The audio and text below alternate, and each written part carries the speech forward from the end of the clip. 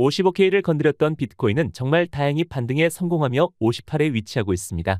반등을 한 건 다행인데 아직은 완전히 끝나지 않았기 때문에 향후 우리가 더 파야 되는 부분들을 오늘 영상에서 다뤄보도록 하겠습니다.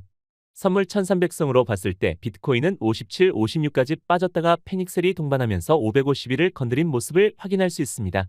55개를 건드리면서 라이트롱 포지션을 모두 청산시킨 모습을 확인할 수 있기에 이렇게 찍고 다시 반등을 했다는 건 여기에 있는 롱 포지션이 모두 청산이 했다는 말과 같기 때문에 큰 피해가 있었을 거고요.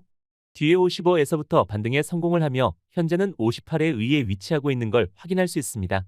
Q 포지션 같은 경우는 59에 의해서 이렇게 많이 형성이 되고 있는 걸 확인할 수 있는데 비트코인 가격이 58이 올라왔을 때 더 짙게 1쇼 포지션이 구축이 되고 있기 때문에 UK를 건들지 안 걸는지를 지켜보는 게 비트코인의 방향성에 있어서 가장 중요한 부분이라고 볼 수 있겠고요. 개인적으로는 한 번 정도는 건드렸을 많은 생각을 가지고 있습니다. 보다 구체적으로 비트코인 가격이 55회의에서 58까지 오르는 과정에서 어떤 일들이 있었는지 복귀해보면 비트코인이 55K에서 58에 오를 때 OI가 감소한 걸 확인할 수 있습니다. 비트코인 선물 관련되어 있는 부분인데 이 선물의 OI가 감소했다는 것은 주 포지션을 구축했다고 사람들이 풀고 그걸 갚는 단계에 다다랐다가 55라인에서 이 부분을 한 가지 확인할 수 있고 이 부분이 비트코인이 상승하는데 원동력이 된 부분이 있고요. 두 번째 같은 경우는 바이낸스, 코인베이스의 비트파이넥스, OKX에 모두 현물이 매수가 된 걸 확인할 수 있습니다. 이런 부분들이 선물과 연동이 되어 있겠지만 힘이 되면서 비트코인 가격이 58K까지 올라왔다라는 걸 확인할 수 있고 다만 안타까운 것은 선물에서 포지션을 정리하면 그때 비트코인의 가격이 오르기 때문에 이 박스권에서 설치고 효소를 풀고 이런 거에 의해서 비트코인 가격이 오르락내리락 하고 있다 정도를 확인할 수 있습니다. 여기서 한 가지 더 확인을 해야 되는데 제가 오늘 제목에서 조금은 더 조심해야 되는 부분이 있다고 말씀드렸던 것과 같이 이어지는 부분인데요. 보시게 되면 와이어가 아직 많이 공간이 있는 걸 확인하였습니다. 이 부분이 언제냐면 2024년도 8월 5일 정말 큰 폭의 하락이 있었고 그 뒤에는 레이트 쇼 포지션에 구축한 사람들이 터지니까 론은 올라가면서 여유가 터진 부분이었는데 어찌됐든 간에 이 이상으로 봤을 때 아직은 많이 선물 거래를 하고 있는 부분들이 있다. 이 부분이 좀 염려되는 부분이 있고요. 이게 왜 염려가 되는지에 대해서는 구체적으로 살펴보도록 하겠습니다. 현물 매입 상으로 봤을 때 58라인에서 중요한 부분은 57K, 56, 55K 건들면서 55안전 6라인에 어떤 부분이 있냐면 여기 비트코인이 매물대가 있는데 이 부분 같은 경우도 그렇게 큰 매물대는 아닙니다.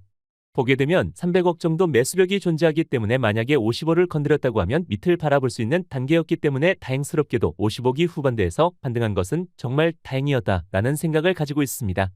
반등에 성공을 했지만 조심을 해야 되는 이유에 대해서 말씀을 드리면 9월달은 연준에서 의도적으로 유동성을 흡수한다 이야기 몇 차례에 걸쳐서 말씀을 드렸습니다. 9월이 시작이 되면서 그 부분이 실질적으로 영향을 주고 있고 같은 경우도 영로 이자가 높기 때문에 단기 자금들이 다 글로 빨려 들어가고 있다라는 말씀도 같이 드렸고 이런 부분들 같은 경우는 2020년, 2021년도, 2022년도, 2013년도 계절적인 요인이 왜 이때 9월달이 좋지 못했는지에 대해서 구조적으로 어떤 일들이 있었는지를 안내를 드렸기 때문에 말씀을 드렸었고요. 중요한 부분은 9월달에 아직 끝나지 않았고 더 중요한 부분은 9월 중순 이후에 현상들이 조금 더 가속화가 된다라는 부분입니다. 두 가지 변수가 가속화를 시키는데 변수들이 작동을 하는 게 9월달 초보다는 9월 중순 이후에 더 동작을 많이 하기 때문에 아직까지는 유동성이 공급이 되지 않고 흡수가 되고 있고 그분들이 자산시장 그리고 비트코인과 코인 시장에도 좋지 못한 영향을 미칠 수 있다는 걸 염두해야 된다는 말씀을 다시 한번 강조해서 말씀을 드리고 두 번째 같은 경우는 2014년도 8월달과 같은 케이스. 어떤 부분이냐면 잡 오프닝 리졸트가 발표가 됐는데 결제 같은 경우는 코로나 이후에 엄청나게 증가한 이후로 계속해서 감소하고 있는 추세가 감소하고 있는 건 사실이에요. 하지만 그 폭이 잡 오프닝 숫자가 계속해서 줄어들고 있기 때문에 이 발표가 어제도 있었는데 또 예상치보다도 더 적은 잡 오프닝이 발표가 됐습니다. 코로나 이전에 비교하면 웃긴 거는 코로나 이전 급으로 회귀한 정도인데 시장에서는 고용이 좋지 못하다는 선제적 지표로 바라보고 있고 이런 부분들 같은 경우는 2014년도 8월 달에도 리졸트가 큰 폭의 하락이 있으면서 뒤에 고용 발표가 났을 때 크러쉬가 발생을 하고 경기 침체다라고 하면서 아주 큰 폭의 하락이 있었던 경험을 우리는 불과 한 달 전에 했습니다. 여러분들께서도 금요일날 고용지표 발표가 있기 때문에 이때의 포지션을 구축하고 있는 자산시장의 세력들이 이걸 가지고 어떤 짓을 할지 모릅니다. 여러분들은 보고 뭔가 의사결정을 할 때 고용지표 보고 시장이 움직이는 걸 보고 그 뒤에 움직여도 늦지 않다라는 말씀을 드리고 싶었고, 이 졸트가 발표가 되고 나서 의미 있게 50이나 금리 인하가 50 해야 된다 이런 것들이 늘어나고 있기 때문에 이 말은 고용을 보니까 경기 침체가 점점 시장에 다가오고 있구나라는 것을 느끼는 사람들이 증가하고 있다는 말과 같고, 금요일 날 고용 발표가 있었을 때 이걸 가지고 경기 침체다라고 하면서 하락을 유발할 수 있기 때문에 우리는 조심을 해야 된다.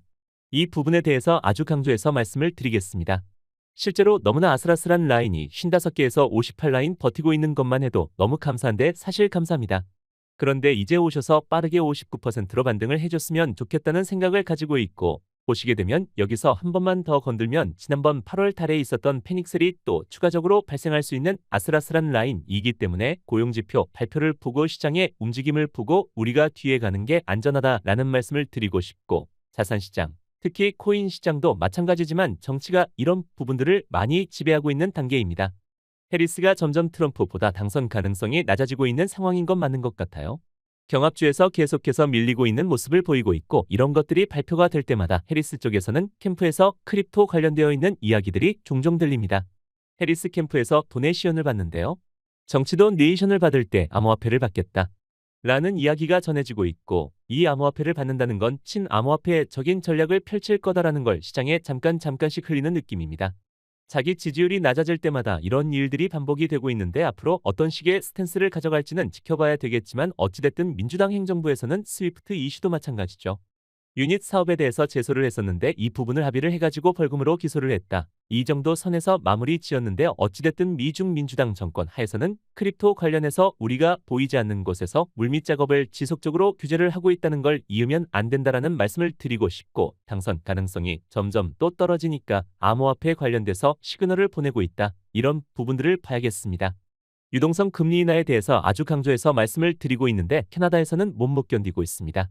미국을 제외한 거의 대부분의 나라가 미국의 금리 인상시킨 이 시기를 견디지 못하는 시기에 와가지고 금리 인하를 하고 있어요. 캐나다도 금리를 하고 있고, 한국감독당국 같은 경우도 이창용 한국은행 총재님께서 이런 이야기를 했습니다. 인플레이션 인하 이런 거 잡히는 걸 보면 금리 인하를 안 할 이유가 없다라고 말씀을 해주셨는데, 다만 부동산이 너무 들썩거리기 때문에 이 금리 인하에 대해서 신중한 방향을 찾고 있습니다. 그만큼 미국을 제외한 모든 나라들은 금리 인하를 해야만 하는 명분이나 경제적 상황이나 이런 것들에 처해 있고, 캐나다 같은 경우는 심지어 올해 벌써 세 번째 금리 인하를 단행했고, 이 금리 인하는 글로벌 유동성이 공급 확대가 되는 전체적인 큰 그림으로 봤을 때 움직임이다 라는 걸 알아야 되겠군요.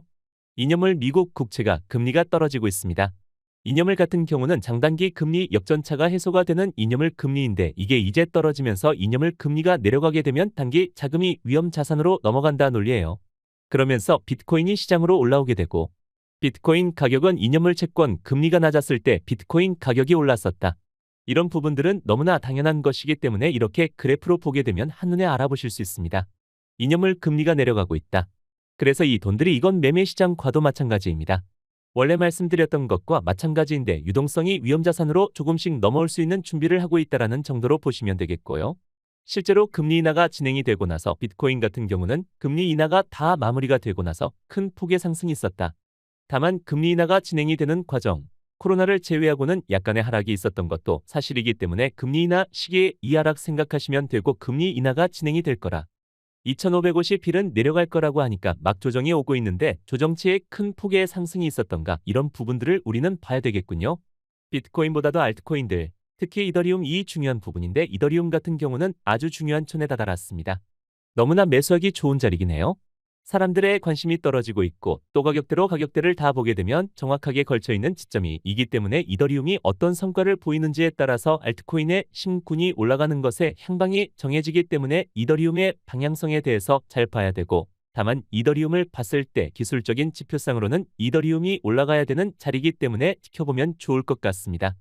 제가 종종 말씀을 드리는 액티브 어드레스, 비트코인의 활성 지갑 숫자가 너무나 많이 떨어지고 있다는 말씀을 드렸잖아요.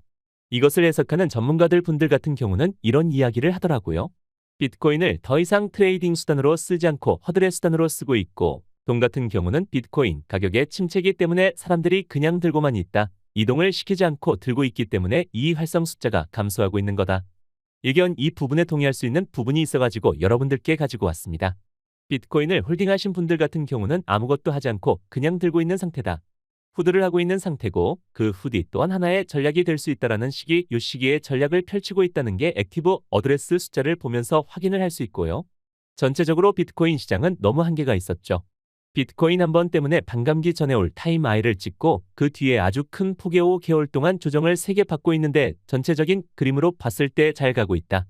반감기 사이클론 봤을 때는 잘 가고 있는 시점이고 조만간 변곡점에서 반등이 일어날 수 있는 구간에 다다르고 있다는 걸 확인할 수 있고 다른 자료를 통해서도 비트코인이 9월달 정도 지나고 나면 그 시기가 9월 셋째 주, 넷째 주 이 시기부터 반등을 할 수 있는 구간이다라는 것을 시기적으로 확인을 할 수 있습니다. 어찌됐든 간에 9월달까지는 추가적인 하락 이런 부분들에 대해서 유동성을 흡수하고 또 고용지표 발표가 되고 아주 단기적으로는 변동성이 있을 수 있으나 9월달 후반부가 지나고 나면 유동성이 풀리는 부분들도 분명히 존재하고 이 시장 사이클이 어떻게 될지에 대해서 잘 지켜보면 좋을 것 같습니다. 오늘 영상이 도움이 되셨으면 구독과 좋아요, 많은 공유, 댓글 그리고 큰 관심 부탁드리겠습니다. 영상 봐주셔서 대단히 감사합니다.